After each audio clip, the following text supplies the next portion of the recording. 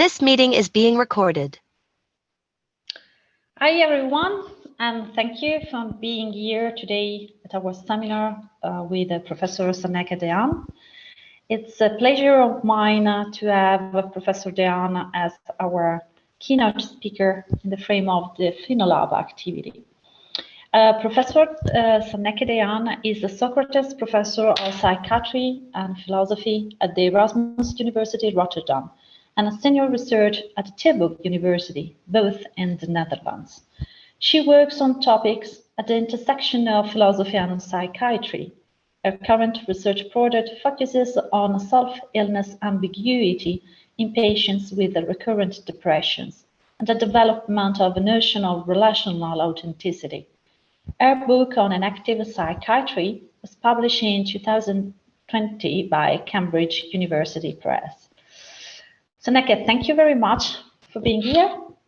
The floor is yours. Thanks very much, Francesca, for inviting me, and thanks all for joining in. Please feel free to interrupt me at any point if you have questions. Just unmute yourself and ask any questions you might have. Okay, I'll start sharing my screen with you. Yep, is it working? I think so. So what I would like to talk about today is work that's still very much work in progress. So I want to share some outcomes of where I am at now. And I'm very happy to hear also any comments or feedback you might have, obviously. So let me start by a quote from one of the people I've been interviewing. That's a quote from Claudia. Let me see if this actually works. Yeah, it works. So here's Claudia. This is all pseudonyms.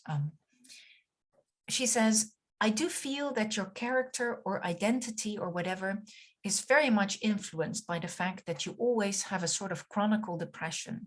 For would I have been so grumpy or so critical of others if I hadn't become depressed at some point? On the other hand, you cannot peel it away. Of course, you also behave towards others because you have been bullied at high school. Then you tend to distrust people. You already have a certain insecurity. I have a mother who is also very critical of others. So you also incorporate that. Well, you cannot blame all of that on the depression. But I do sometimes think, but I don't want to be this way. But well, that's also part of the struggle to accept who you are. Self-illness ambiguity and self-medication ambiguity, what I will be talking about today, has been super aptly summarized by David Karp in his 2006 book, Is It Me or My Meds? Highly recommendable. He very focusing mostly on self-medication ambiguity, and he says, if I experience something, is it because of the illness, the medication, or is it just me? So that's the topic of today's talk. I will first say something about this ambiguity, give some examples of it to get a sort of feel for what is going on here. I will say some things about authenticity, as this is a sort of problematic notion. Very quickly say something how this relates to my previous work on enactive psychiatry, and particularly the existential dimension. And then I'll share with you some preliminary results from my interview study. This is going to be super short, as maybe some of you have done qualitative research. There is so much interesting stuff and interesting quotes, but yeah, I'm very short excerpts of that. And then I'll end by saying something about depression, self, and authenticity. So this is from a paper by Hope and colleagues who interviewed patients with anorexia nervosa. And there, this topic of authenticity really came to the fore, to their own surprise. This was not something that they had started out with asking for, but this was something that really emerged from the data.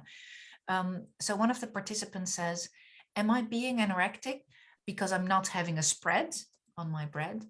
Or is that me being perfectly capable of making my own decision about what I do and don't like? It's difficult to know. Or another participant says, I'll say something and my mom will turn around and say, that's the anorexia. And I'm like, what? That's actually me. And she'll go, no, you know, it's the anorexia. So in that respect, I get scared sometimes because I think, oh my God, I don't know who's who. I hear actually a sort of, do you also hear this? A sort of echo? Oh, I'll just continue. So what you see here in these quotes is really the struggle of how do I relate to this anorexia? Is it something that belongs to me, something that's sort of a sick part of me? Do I have a healthy and a sick part? How do I distinguish between those? How do I know which is this the voice of anorexia speaking? And also, what role might others or loved ones play here? Like the mother in this case, who says, no, that's the anorexia. She says, I don't know. Another example, this is from a paper by Ruth Henry. This is also a pseudonym, who writes about her struggle to accept the diagnosis of depression. So she writes, I think I was born with the tendency to think pessimistically and to be overly sensitive and anxious. At what point did my temperament metamorphose into symptoms of a disease? Are they distinct or are they one and the same?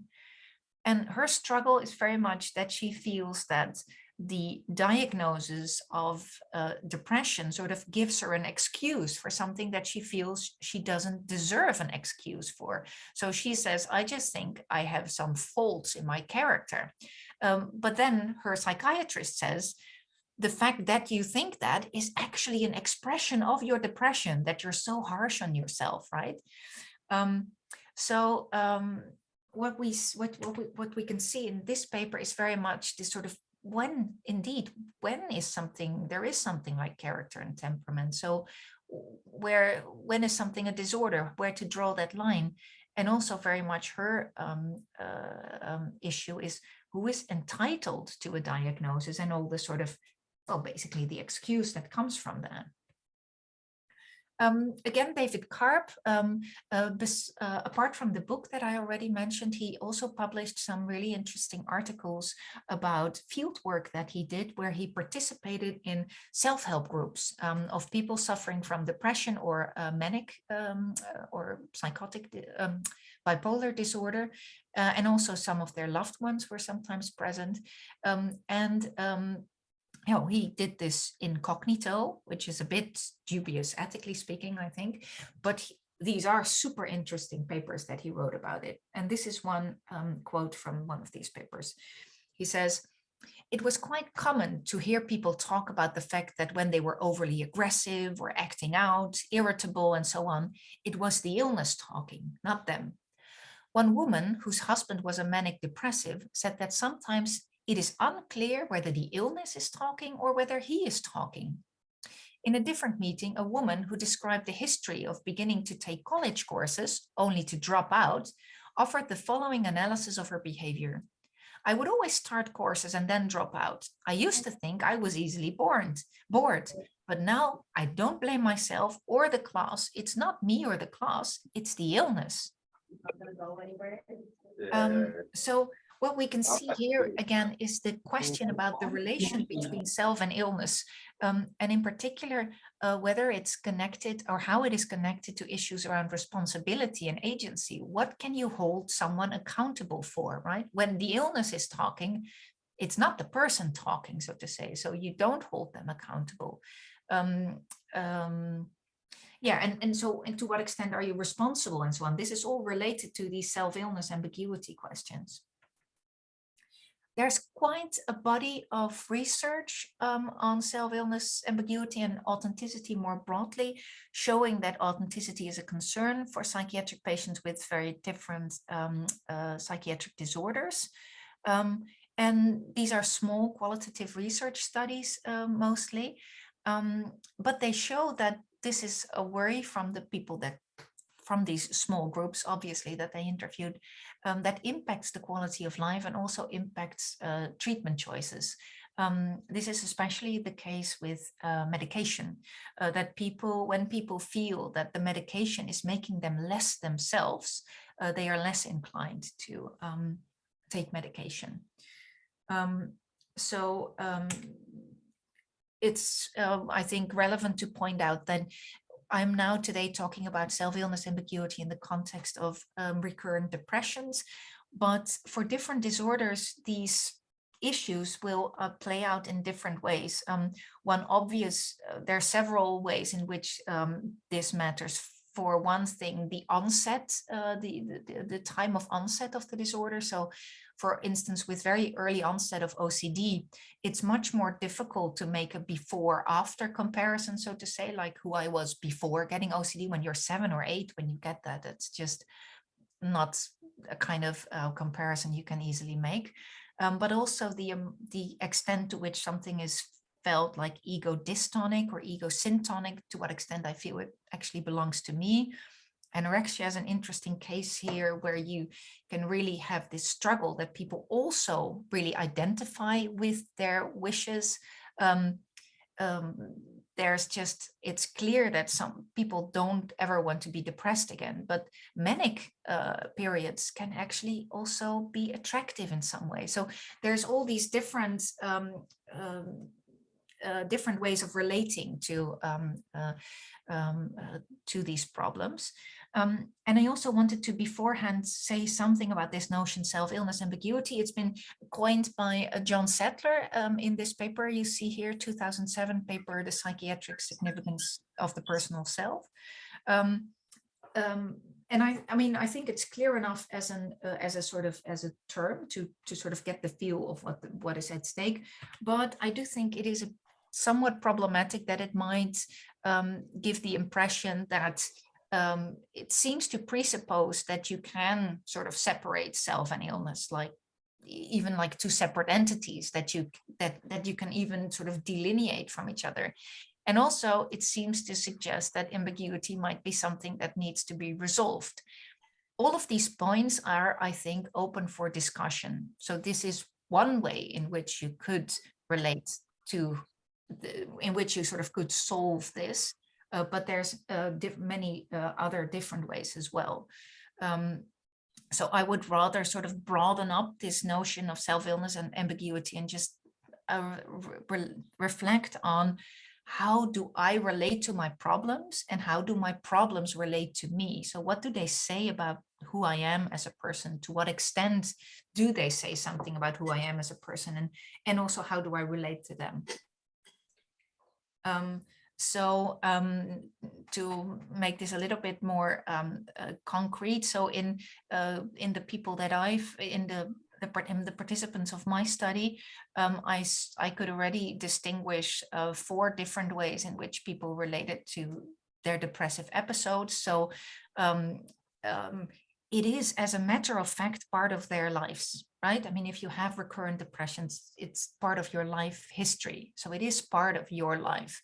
But it is a big difference to what extent you see that as a sort of meaningful or saying something about you. So it can be just a given that just happens to you, right? It's just something. Other people get diabetes, I get depressions. It influences my life. Or you could see it as a sick part of yourself that you should do something about it, you should work on, that you should sort of diminish. In order to be more yourself, you need to diminish this depressive part. And then there are also people who see really the depressive sides as part of who they are. So for instance, I had at least 2 participants say, I am really sensitive. I'm a sensitive, thoughtful person. I feel I'm a sort of responsible, think a lot. And I just see the depression as the other side of the coin of being this sensitive, thoughtful person. So you can't sort of have you can't have one without the other. That was sort of their view on it. And then there's also some participants who really see it as intrinsic to who they are, so that it defines them in some way.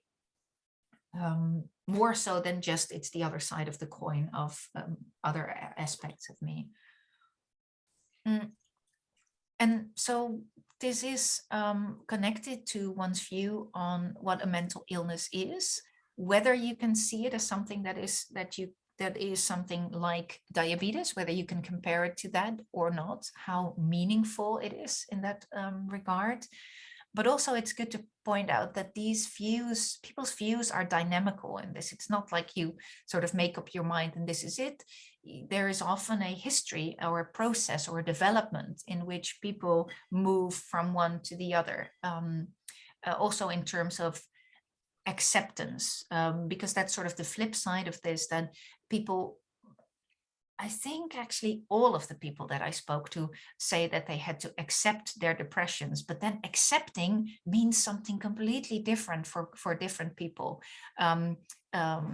depending to the extent to which accepting is like a given or accepting it as something that really says something about me. Right, so I wanted to beforehand say something about authenticity, because within philosophical circles, this is a somewhat problematic notion I found. So there's different difficulties with authenticity. Are we talking about someone's real self, someone's ideal self? Do we think of something like a core self, or is it dynamical?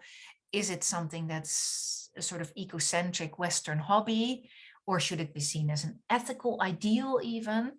And I want to point out that at least what I've got from in the context of psychiatry, I think it is very much an ontological ideal, in the sense that when, and this is from a Western context, from a Western context that I'm in, people want to be able at their funeral to listen to play Sinatra's I Did It My Way.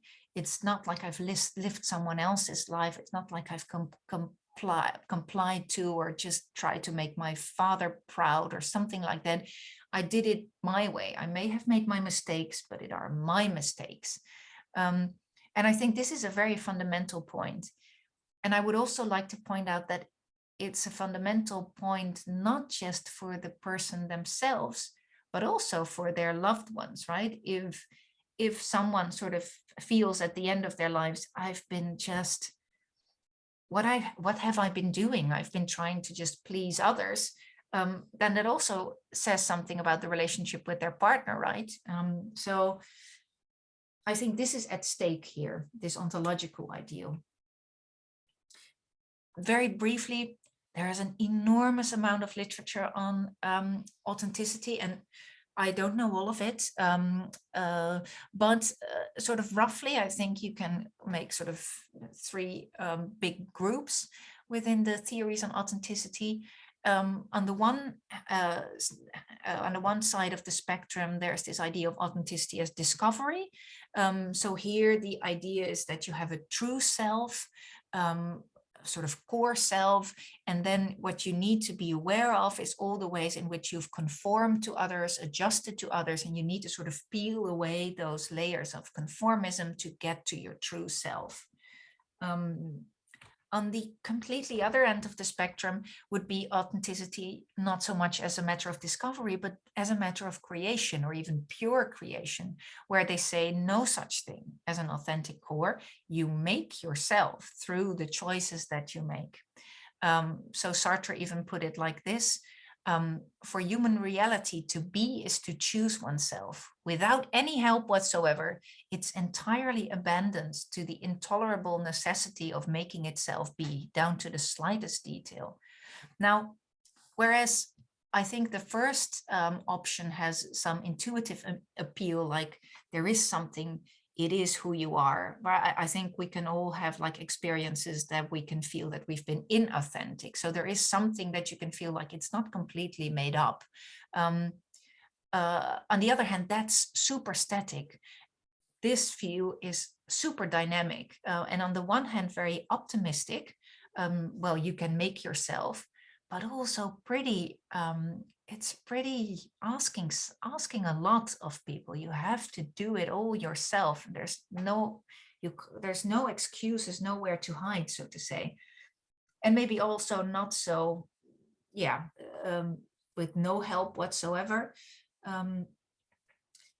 somewhat in between, and I think therefore really popular, is notions of authenticity that rely on Frankfurt's model of identification, which he developed in the context of autonomy, but it's often employed also in this context of authenticity, where the idea is that there are some givens, your desires, your beliefs, there are some givens, but you still have to choose, actively choose with which of these desires you identify yourself. So it's a bit of a combination. There are things that are given, but there's still the act of choosing and making yourself in that respect.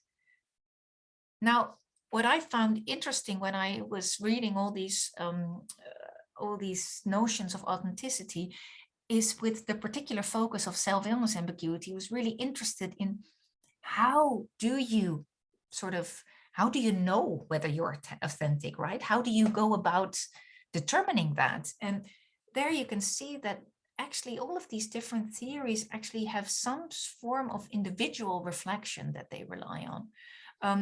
And this is a bit problematic in the case of psychiatric disorders, because it's not just you can't always rely on your reflection either, right? So like the participant from the HOPE study with anorexia, she doesn't know whether she can rely on her reflection. In depression, that's very clear as well, that the depression colors your reflection as well. So if you're sort of doubting, should I stay in this relationship? Should I go for a different job? You don't know to what extent your considerations here might actually be colored by a depression that you're having. So in that respect, I think a notion as first put forward by Gallagher and colleagues, namely relational authenticity, is very interesting. Gallagher writes about this. We should stop seeing the relationship with others as the unavoidable occasion for inauthenticity. We should rather see it as the unavoidable occasion for authenticity. We are relational beings, so it's also in relation to others that we can develop our authentic self.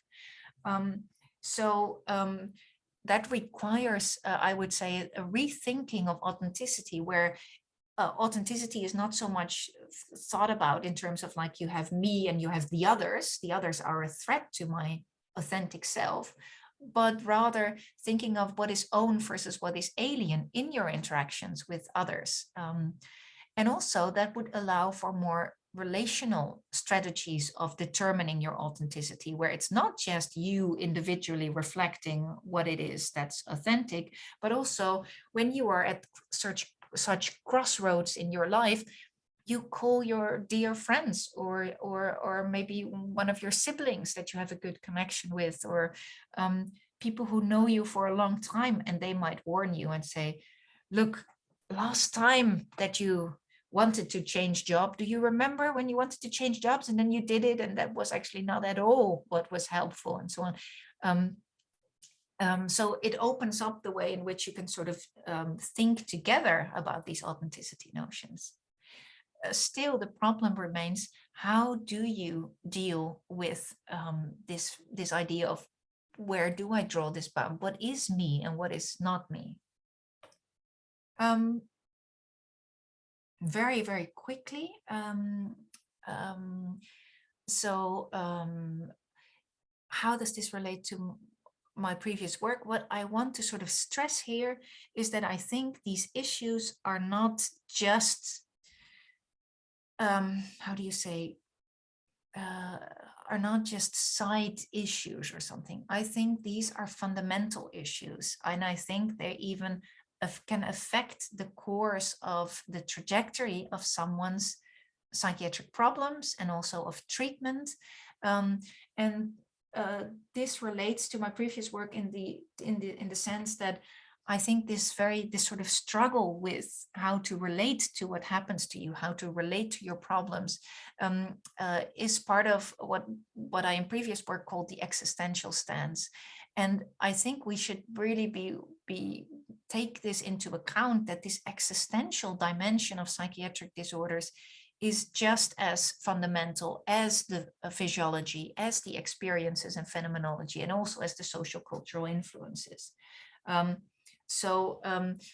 What I propose in my book is basically that we cannot sort of see these four dimensions in isolation from each other, and that we can use insights from an activism to see how they are related, how they affect each other. So to make a coherent and non-fake holism, you could say. In other words, biopsychosocial model roughly with the existential dimension included, but very importantly, we need to have a coherent account, which is not what the biopsychosocial model offers just now, I think. So this existential dimension can play a vital role. It can even play a constitutive role, I think, as in the case of anxiety disorders, for instance, where fear of the fear is just a constitutive element. But how you relate to your experiences is also affected by the disorder, but it can also modulate the course of events in several ways. In that, for instance, when you feel shame or guilt of what you're feeling, you're less inclined to search for help. A diagnosis, the relation to a diagnosis you get, to what extent you are being limited by this or disabled by this, is also partly in the extent to which, what does it mean? How devastating can it be, for instance, to get a certain diagnosis, say schizophrenia at a young age, and you just think, oh my God, my life's over. So all of these things, I think, are not that was my main point here. I don't think this is sort of like a relatively like, okay, interesting, but not sort of fundamental. I think these issues are fundamental also because for the people themselves, they are fundamental. Right, that was a very, very long way to get to at least some of my results. So what I was interested in is to talk with people and ask how they experience self-illness and self-medication ambiguity, how they deal with these ambiguities. And I'm also particularly interested in if there are others or loved ones play a role in this, and if so, how. So far I've done in-depth interviews with patients. I will also do focus groups with loved ones, but that will be in spring for next year. I've so far interviewed 18 people, recruited mainly through a patient organization. And this is right away a big drawback, which is also why I might want to include some more patients, because it's to be expected that people who are on the email list of the Depression Foundation, so to say, already relate to or already identify in a certain way with being depressed, compared to people who are not on such a mailing list. So there were 5 major themes of my analysis, and today I will focus only on 2. But I'm very happy to, in the discussion, get into any of these other issues, any of these other themes. On self-illness ambiguity, here's a participant, John, who says, the patterns that I've taught myself, he is very much into trying to find out, why is it that I become depressed all the time? What's happening? How can I understand this? And he says, the patterns that I've taught myself and the behavior that I have incorporated are now breaking me down. And yes, what is what, right? Is it something that is genetically part of you, or is it learned behavior? Is it example behavior? It is, of course, a bit of everything, but you cannot put your finger on it like that led to that. You cannot tell what is cause and what is effect.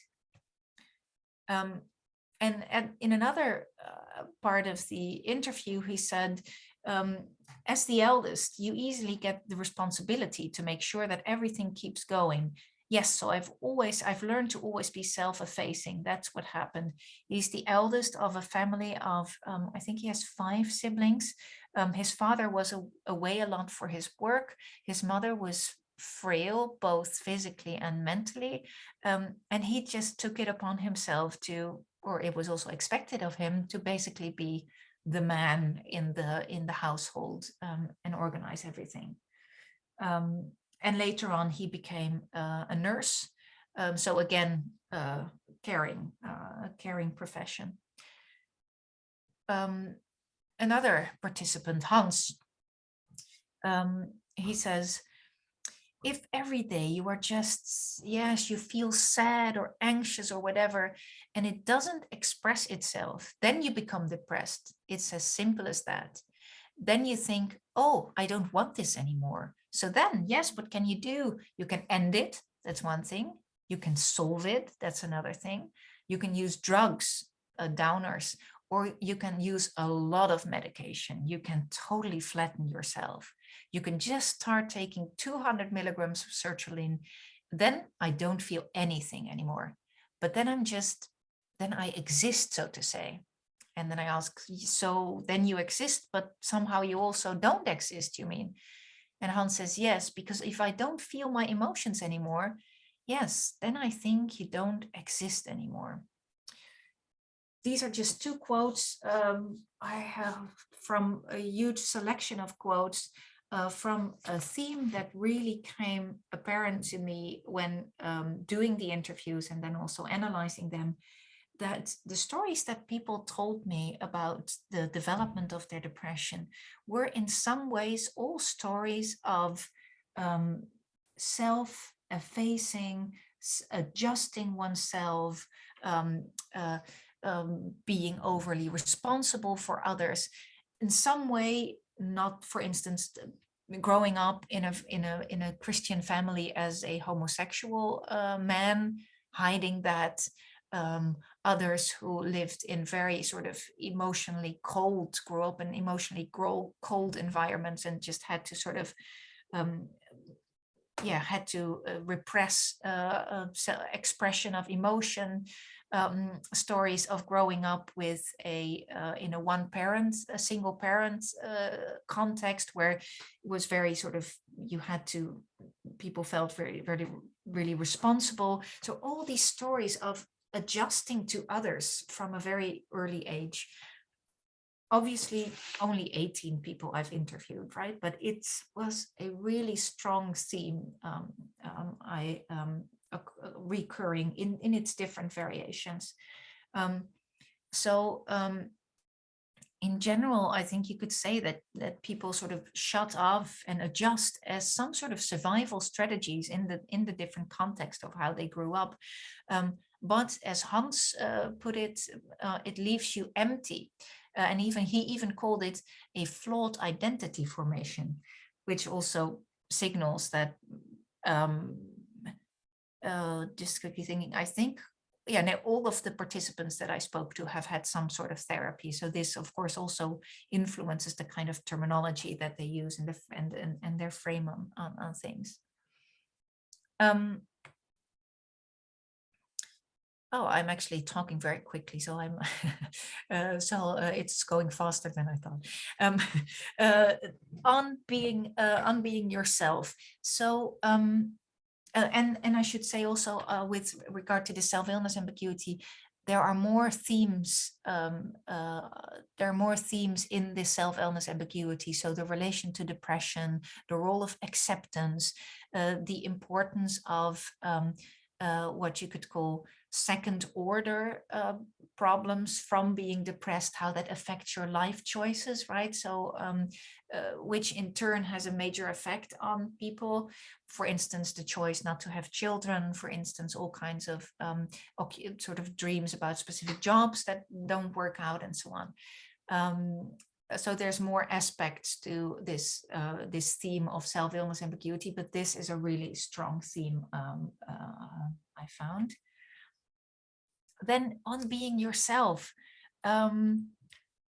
let's start with a quote again from John. John had recurrent depressions, and if a depression was over, he said, I could really feel when it was over, and I would feel, I'm back again.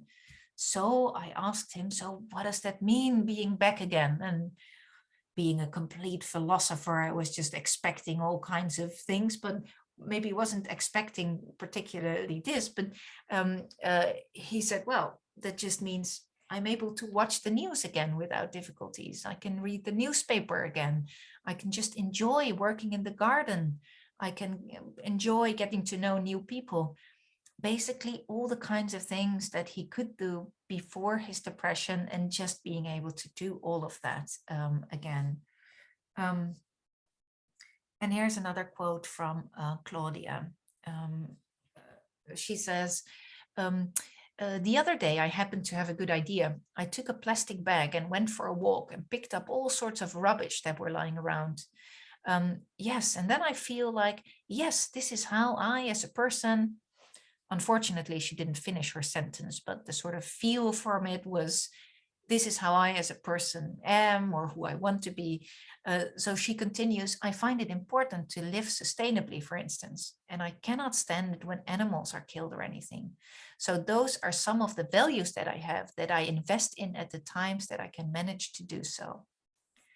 In a somewhat different context, regarding medication, she has the following consideration. She says, I think I'm better off with my half a pill, because without this half a pill, I've once said that I'm constantly busy with self-management, then paying attention. Oh, I don't feel well. I could say the wrong things. Oh, wait, what I feel now. Should I actually be feeling that? Should I? Oh, no, it's the depression that produces these thoughts. Then I should better not act on them. And that's what can keep you occupied full time when you're depressed.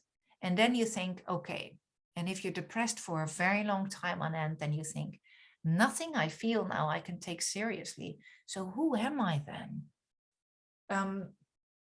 So implicit in what participants described about being themselves or wanting to be themselves in relation to either the depression or the medication was, I think, could be summarized as being able to do what you enjoy and to act according to what matters to you, what you find important in life. People also spoke of having to sort of take, to say farewell to certain ideal images of themselves and of their future. I think to some extent, to some extent, everyone has to do that, right? But maybe this is more pronounced in their case. And also, this was also what Claudia expressed, was something that more people came up with, that because people want to prevent being depressed again, they have these life manuals for themselves. This is my word. Maybe some actually use it. They have these elaborate sort of ideas like, I should live regularly, I should go to bed early, alcohol is not very good for me, not more than 2 social events per week, stuff like that. People compile these kind of, or doing sports. But then they're also scrutinizing themselves like, ooh, I'm having quite a lot of negative thoughts these days. Am I sliding back into a depression? So there is this constant, so to say, vigilance or something, or scrutinizing themselves and what they feel and what they think. And this in turn can actually become itself something that becomes really unhelpful and adds to this feeling like, who am I then? What you could also call hyperreflexivity.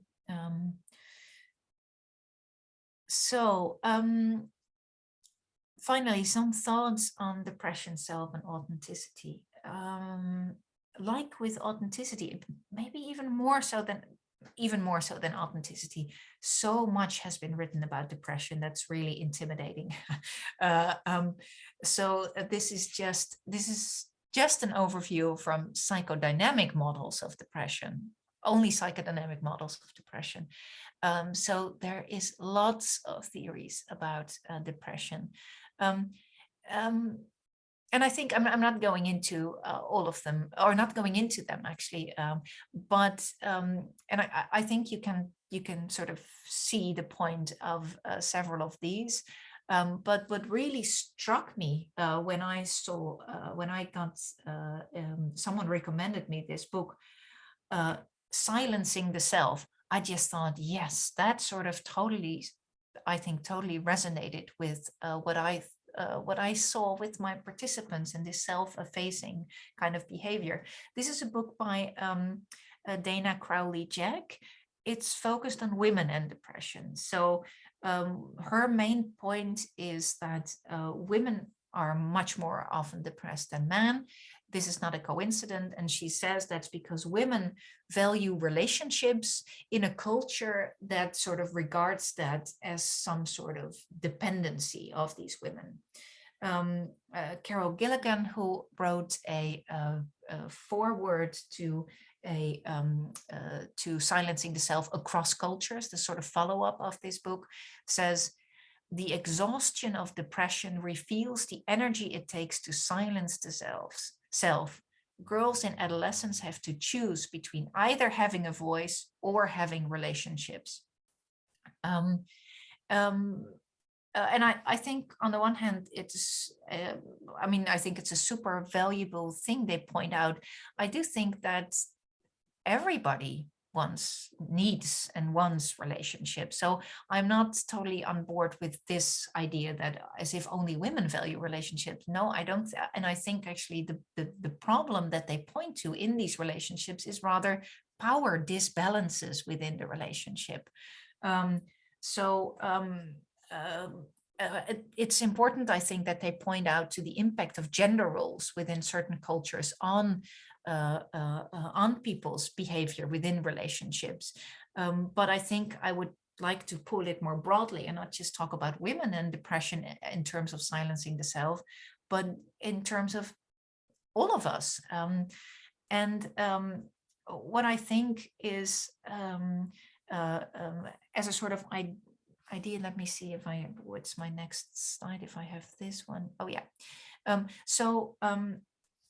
As I was thinking about the depression and self issue, it seemed to me that when you relate to somebody, it's important for the dynamics of the interaction that both of you are present with your wishes, with your concerns. If the one just adjusts, and sort of self-effaces, at some point this, I think, implodes. Then at some point it sort of breaks down, and there is no, then people don't even know what it is that they want anymore. They can't even formulate what it is that they want, what their concerns are. And these are drawings actually this is drawn by Caroline Hummels. And here's another drawing by Jelle Bruineberg that they made. I was part of a really nice workshop on sketching philosophy. And luckily there were some people present who could actually do this. I can't, but they sort of came up with these sort of, what you could say, sort of artist impressions of what I was trying to convey. So here's the drawing by Jelle Bruineberg. It's sort of that in the interactions with others and the world, there has to be some sort of balance between, on the one hand, you have to take a stand, take up space, you have to sort of stand up for yourself, stand your ground, express yourself. On the other hand, it's an interaction. There's also going to be listening and adjusting, and they're being impressed by the world and by others. And I think there has to be some sort of balance here. And it seemed from listening to the participants of my study, it really felt like this balance is off, so to say. So if using some sort of, terminology basically from an activism, if you can see being yourself as something that you enact yourself in interactions with others, the world, and yourself. If you constantly sort of adjust and don't self-express, but rather self-adjust in this sort of balance, then I think depression can be seen as a sort of implosion of this interaction, making depression and selfhood very intimately related, actually. Whereas I think Gallagher rightly pointed out that interactions with others are the occasion for being authentic, for being yourself in interactions with others, I think it's also good to acknowledge that interactions with others are also still often the occasion for inauthenticity, when you over-adjust, when you pretend, when you feel you violated some of your values. So for instance, when people talk a lot about wearing masks, for instance, or playing a specific role. We all play certain roles in whatever.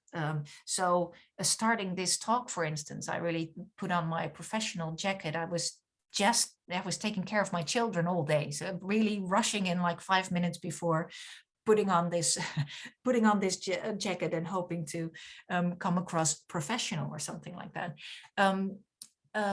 And this is all fine, but I think or at least I think, and I think this is a more general experience, that you can also feel maybe have been a bit too over adjusting. Like I was talking to somebody, I should have actually said something about whatever the kind of political things that he or she expressed, for instance, or I feel I've been talking along a bit too much, or I was so keen on making a good impression or maybe coming across as nice that I'm just dissatisfied somehow with myself. I feel I've sort of violated myself in some way.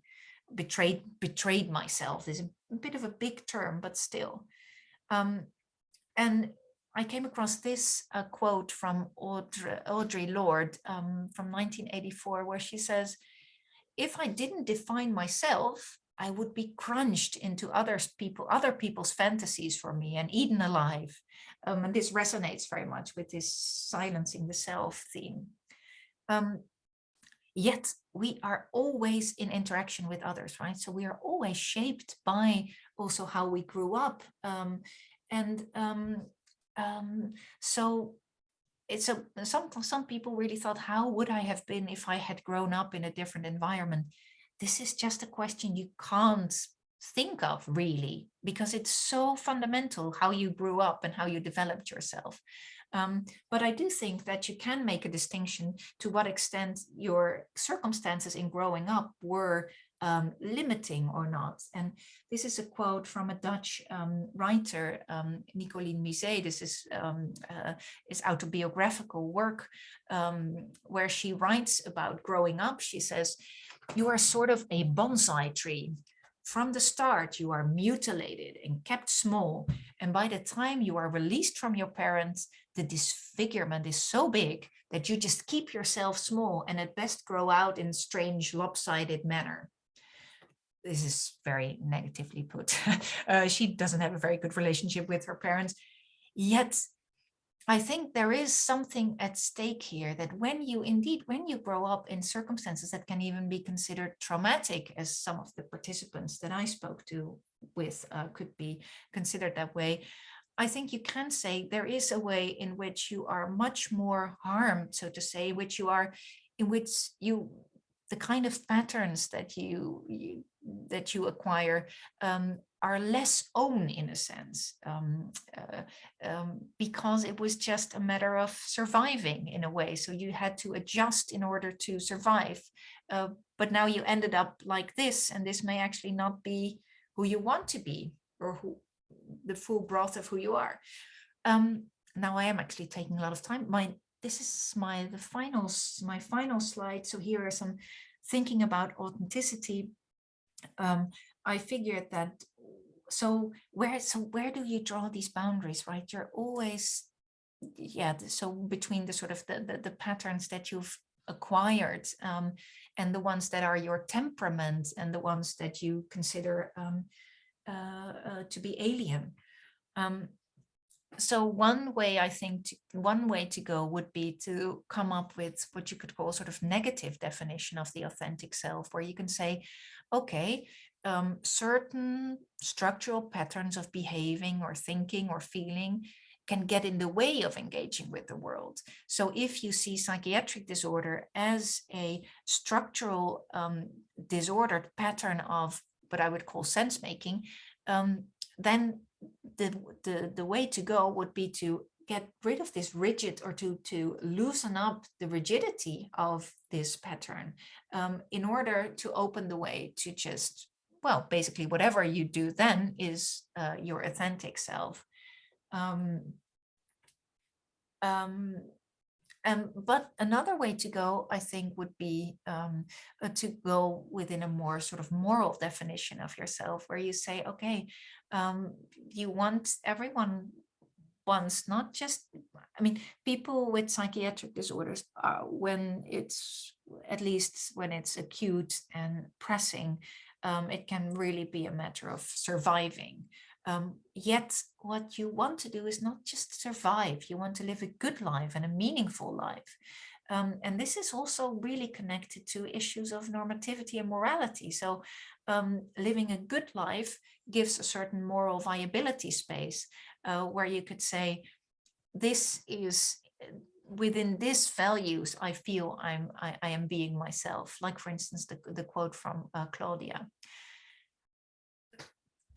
There is much more to discuss, and I hope we get to that in the coming section. But for now, thank you for your attention. Let me stop sharing this.